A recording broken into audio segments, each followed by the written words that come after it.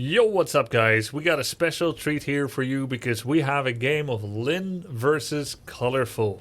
Colorful is the top 2 night elf from China, which very likely makes him the top 2 China elf. Okay, let's try that again. The top 2 night elf in the world. Aced it! What an intro. I'm gonna call him a China elf from now on. I think that's okay. I think that's just a convenient contraction of 2 words. It doesn't sound wrong or anything, right? We've got the China elf, Colorful, against the Cork, Lin, the Korean orc, Lien Pia, aka Lin. China elf versus Cork. That's how we're gonna call them from now on. Anyway, I don't think that's cancelable. I don't think there's anything wrong with that. I'm a Nork, a Netherlands orc, a Dutch orc, a dork. Okay, I'm a dork, and Lin is a Cork. And anyway, let's go on. Lin, best orc in the world, Colorful, top 2, top 3 night elf in the world, together with Moon and Kaho, I guess. So absolute stuff of legends, absolute stuff of gods here. And we've got a replay here coming up on Concealed Hill.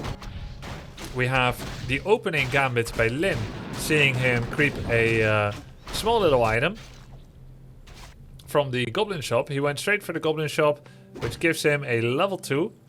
And he uses a special windwalk trick to not trigger Bloodlust and Inner Fire, which is actually the only way that you can creep that camp the way he did it. It's AI abuse, essentially. And don't feel bad for the AI. It's coming for all of us. It's gonna have its... we're gonna have our comeuppance.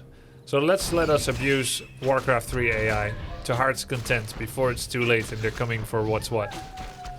So now that Blade is level 2, he comes across, sells 1 charge of his heal salve for space purposes, used his illusion from the item to find where the night elf is, and buys a circlet and a dust.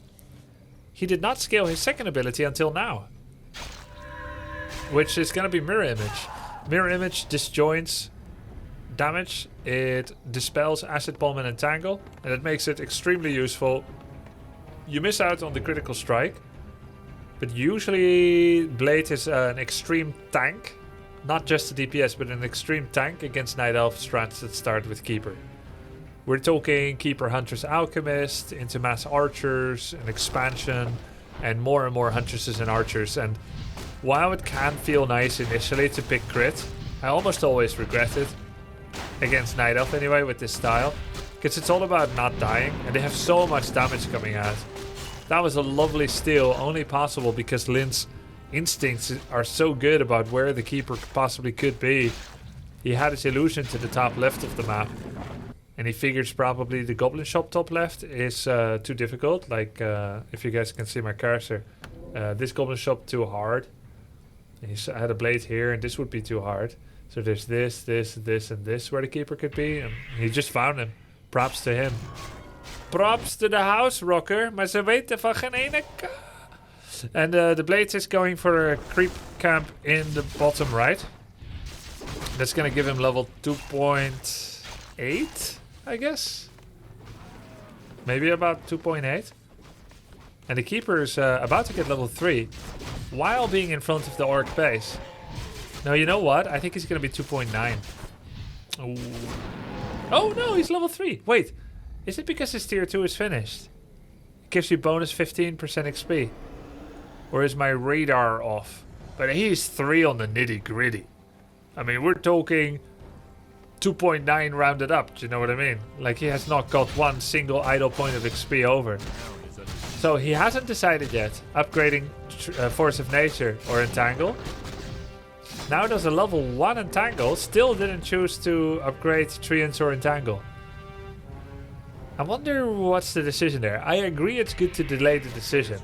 And the fact that he used the Blade Entangle to secure the level 2 creep tells me he probably wants to get Force of Nature level 2, which is valuable. It spawns another Treant. But is just holding on to it just in case he gets a level 2 kill opportunity with Entangle.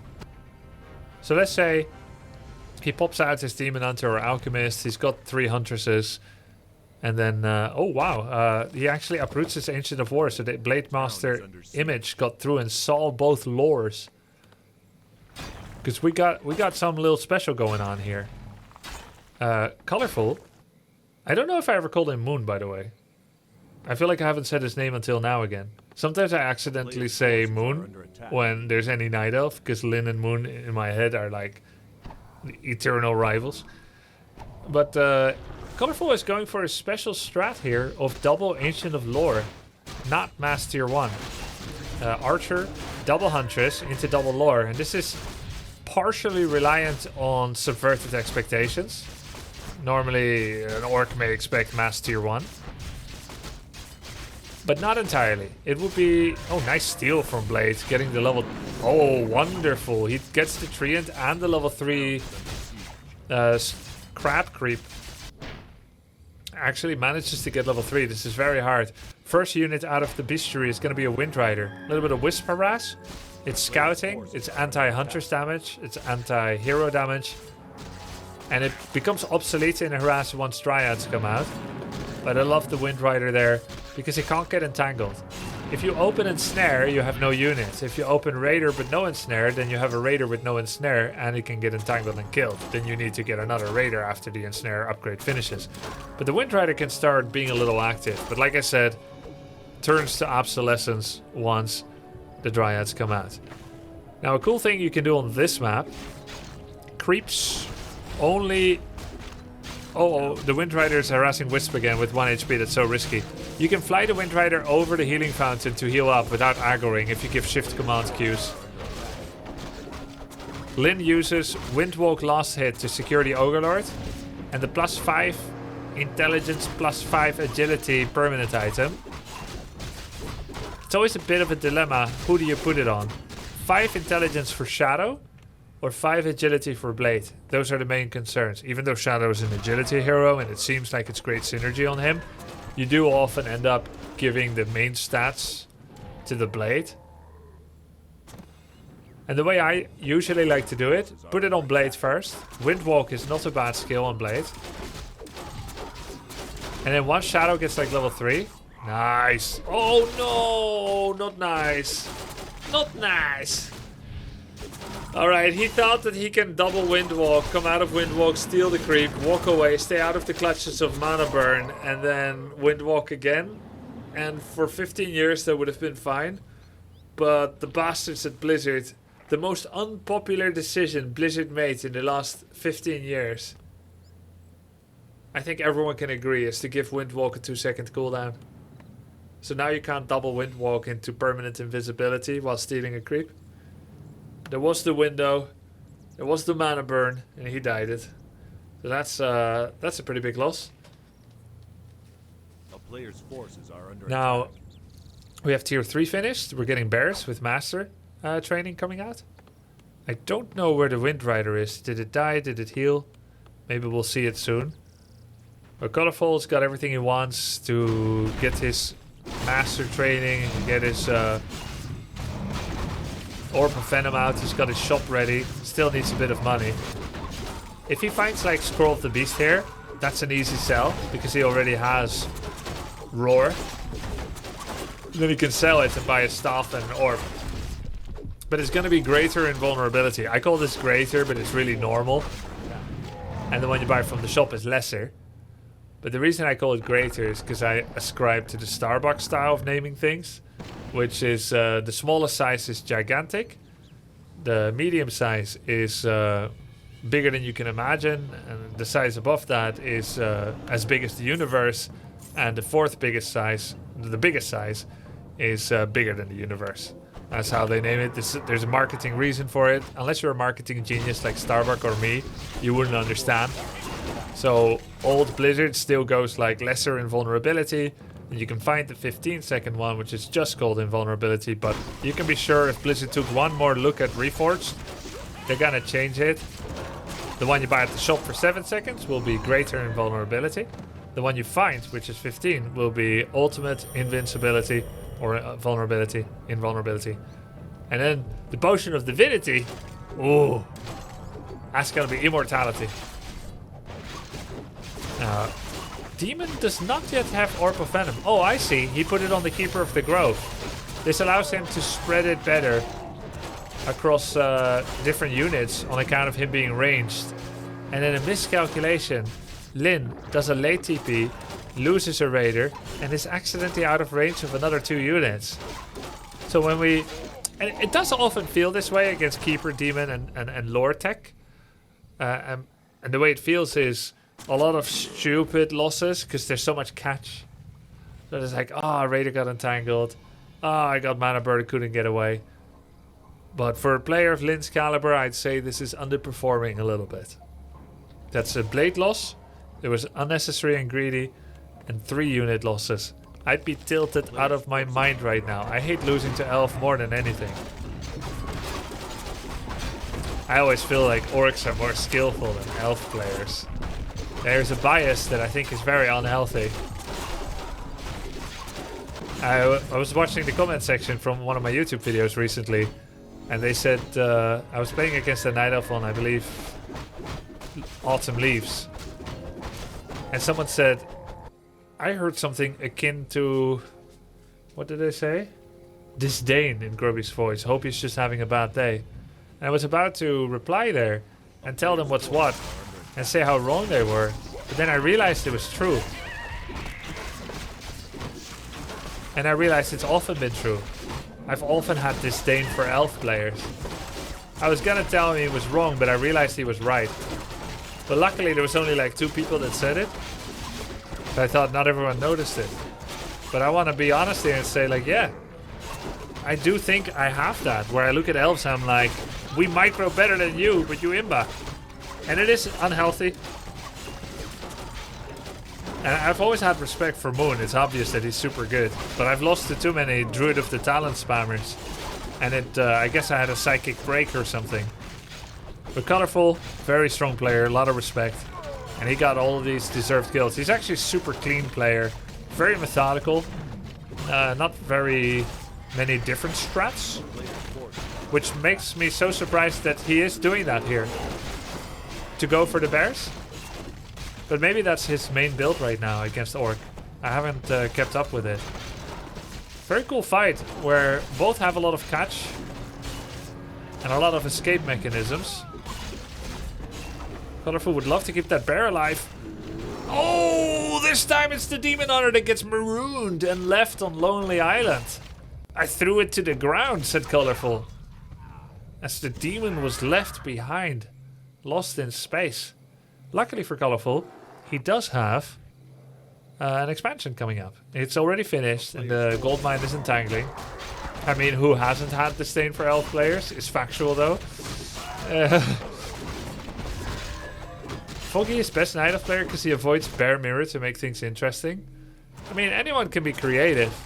I wouldn't say that playing a different strat makes you the best. There's literally going to be some chump somewhere in the world out there, you know, that does a build that nobody else does. Let's say like Bloodlusted Bat Riders with Catapults, Beons, and 7 Torrents. And he does it always. So quirky and so original, but it doesn't work because he uses a trackpad and no keyboard. And the build sucks. Like, it doesn't make you creative. I think this is true for anything. You're not creative just because you thought of something no one else did. You still have to execute it. There's a lot of creative people that have an idea to start a new startup company. It doesn't make you creative because you thought of it. You're creative when you thought of it and executed it successfully. Same with Warcraft 3 builds. Which is why sometimes you see, you know, quirky builds, fan favorite quirky builds, or players that always play like very special different things. And they say like, hey, this guy is so creative. And I think, is he though? Which tournament has he won with it? I find it a disservice to true creative pro players to call someone that has like a median MMR, that is like on the middle of the ladder, never played any LANs, to call them creative. I find it a disservice. You know who's creative? Moon. TH000. Lin. That's true creativity. When you trailblaze a new build at the high level and have the chops to back it up. Don't listen to Grubby Lads, just wants to take your builds. Yeah, thanks for the sub, Oofy. It was creative, the guy that told you about the Headhunter strat when nobody was playing it, but it only shined once you started working on it. Yeah. Yeah. It's kind of weird, right? Because save Orcas, he's very creative. But he does do testing against AI. So he doesn't play, but he does test out the build, which makes it more creative. And he also lays it next to real pro game builds and then compares timings. So although it was born in a theory chamber, it's not creative just because he wants to mask Chimera or Torrents, you know what I mean? He contextualizes it with actual meta so that he can lay the timestamp next to each other and see that it would really work. In that sense, it's creative even before I prove that it can work. But in a way, my successful implementation of the build validates his build idea and retroactively makes him creative, which is a kind of funny thing when you think about it, because he never touched the mouse on those games. Does Ruff StarCraft 2 qualify as creative?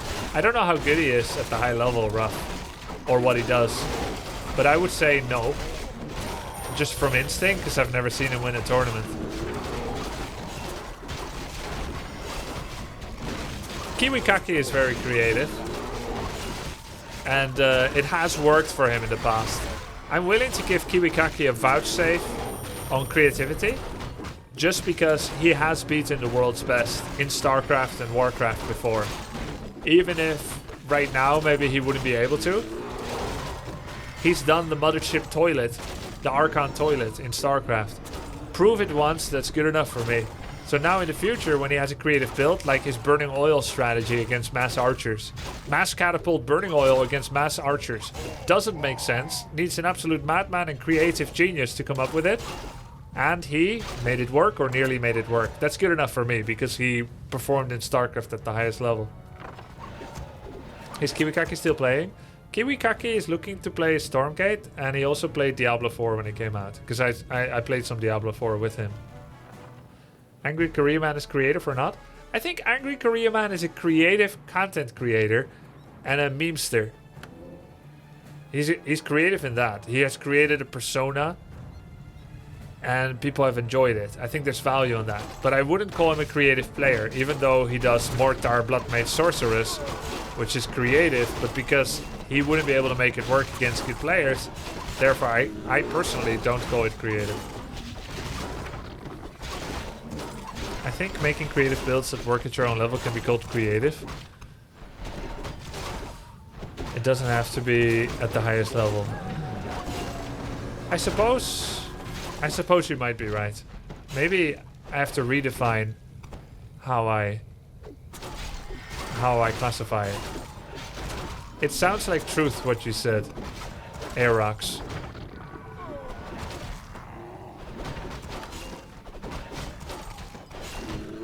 Which is confusing to me, because I thought I had it figured out.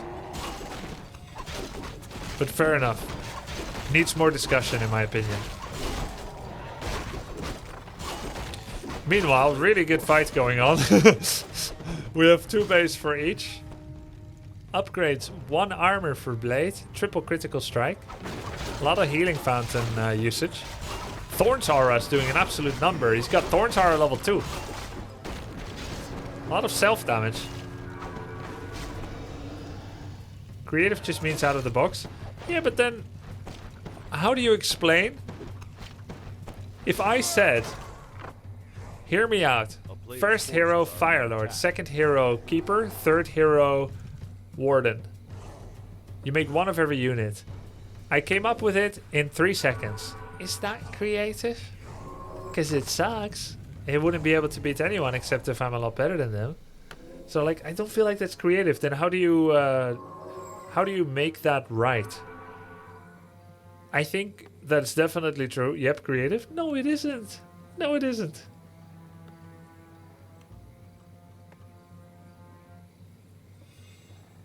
Maybe I just need to quantify it with creatively successful at high level. I don't know. It's annoying to have to use that many qualifiers, right?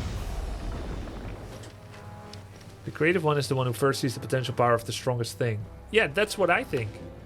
is that it's only creative in a competitive game if it also can work at the high level, even if you can't maybe perform it. If it turns out to be right that it was the good build, then you could still call it creative, even if you personally mechanically suck. They don't have to become the best with it, but they saw something before others did. That's creative too, yes.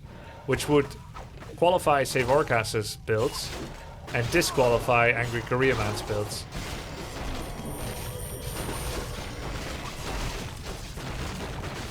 I don't know, I guess I have less, I care less about the level that people play at. So like, if you start playing ladder and your MMR is 5000 MMR, you drop to 2000 MMR because you're not very good at games or at RTSs. You're now 2000 MMR, which is like Bronze League or whatever. And you still keep losing, but you suddenly start playing Chimera Rush. And then you climb back to 2.5k MMR.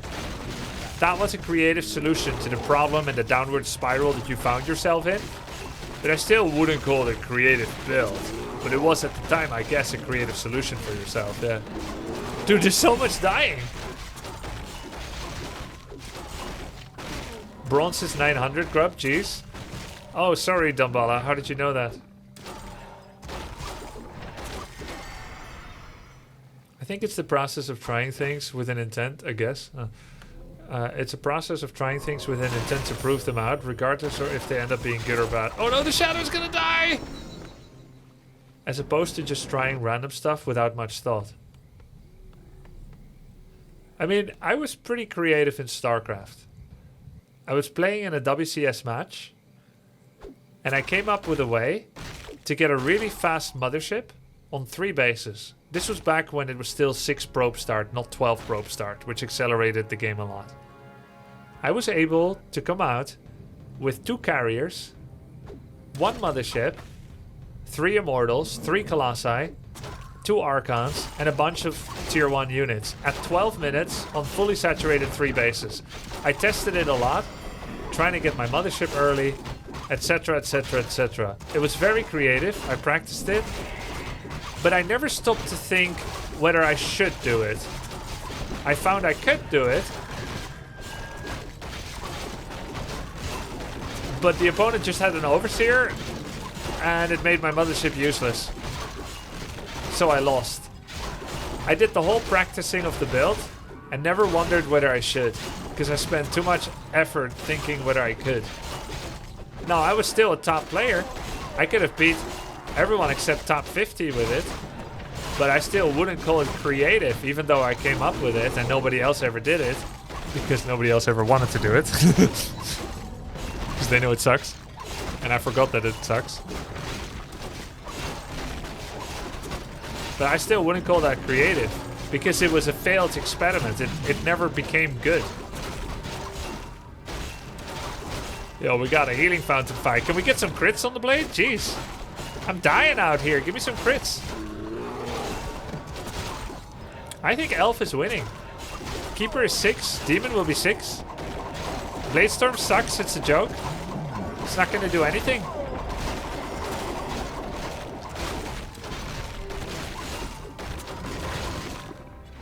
It's over. GG. I don't know why I'm Scottish.